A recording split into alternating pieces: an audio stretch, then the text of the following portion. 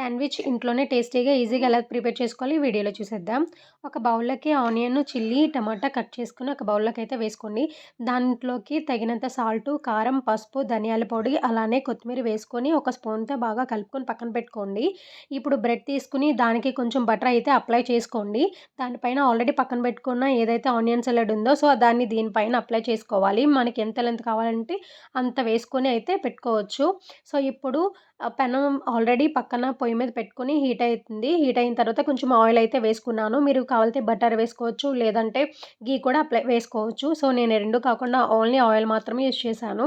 అలానే ఇక్కడొచ్చి వేరే దానిపైన వేరే బ్రెడ్ పైన కొంచెం చీజ్ అయితే పెట్టి ఇలా బ్రెడ్ పైన పెట్టి ప్రెస్ చేయండి.